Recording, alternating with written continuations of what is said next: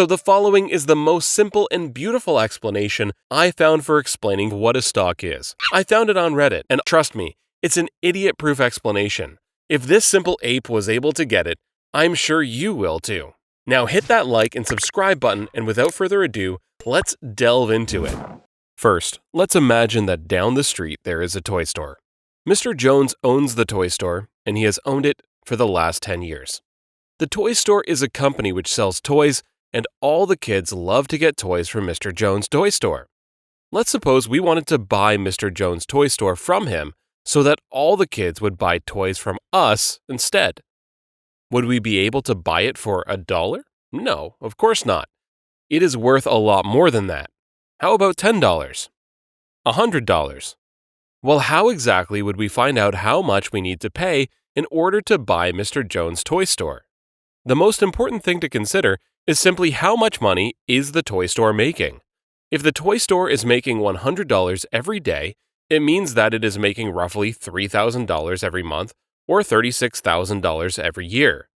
Let's suppose we are able to figure that the toy store should be able to keep making this much for the next 10 years. And at this point, we could assert that the entire toy store is worth $360,000, which is $36,000 for 10 years.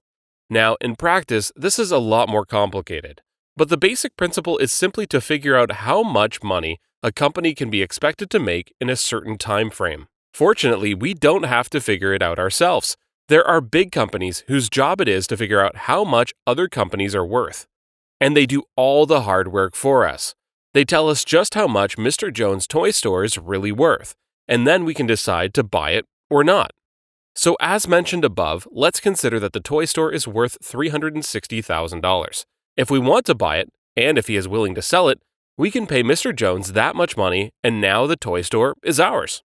Of course, this is all well and good if we have $360,000, and we want to own the entire company. But let's suppose we only have half that much. We have $180,000. What can we do now? Well, as long as Mr. Jones is willing, we can buy half of his company instead of the whole thing. This means that we will own 50% or half of the company, and he will own the other half. That means that instead of all the money from selling toys going to Mr. Jones, half will go to him and the other half to us. Another way of saying that we own 50% of the company is to say that we own 50% of the stock in a company. When a company is set up in a way that you can buy pieces of it, those pieces are called stock. There are two ways to think about stock: percentages and shares. What we just talked about are percentages. We can buy 50% of the shares in Mr. Jones's toy company for $180,000. Similarly, still assuming the total value of the company was $360,000, we could buy 10% of the shares in Mr. Jones's toy company for $36,000. Or we could buy 1% of the shares for $3,600, and so on. When you hear people talk about stocks, you will hear them talk about shares of stock. What exactly does this mean? Well, let's imagine that Mr. Jones has a lot of people who want to buy a piece of his company. What he can do is say, "Hey everyone, I have 100 different pieces of my company for sale." In this example, there are 100 total pieces he has for sale, each one being worth 1% of the stock. To buy all 100 pieces would cost you $360,000, and this would mean you own the entire company. This would mean that whenever the company makes money, you get all of the money. But let's suppose that we only have $3,600 to use. This means all we can afford is one piece of the company. But that one piece is worth 1%, which means every time the company makes $100, we will get $1. But Mr. Jones looks at the situation and realizes that it is very hard to find people to buy pieces of his company because each piece costs $3,600, which is a lot of money. So he decides rather than just have 100 pieces or shares, he is going to have 1,000 pieces.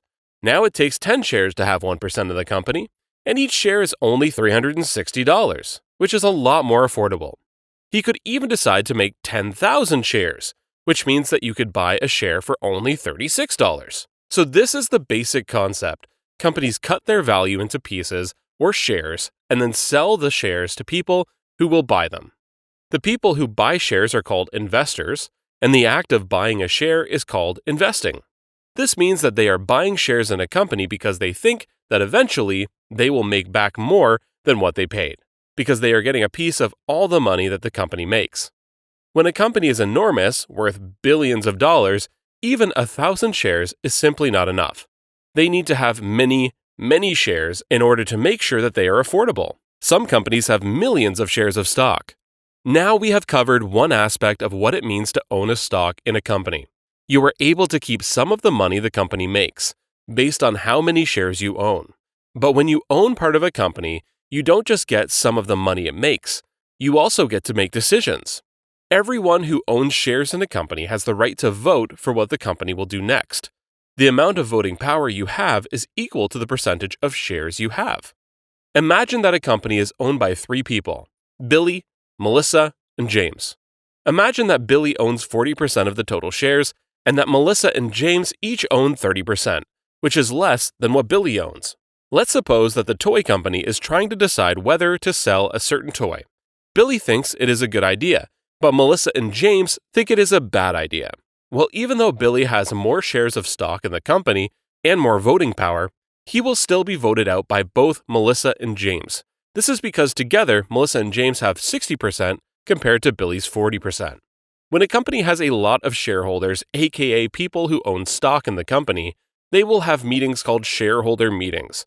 In these meetings, everyone gets to vote based on the shares they own. The company will do whatever the prevailing vote decides. So then, this brings up a question.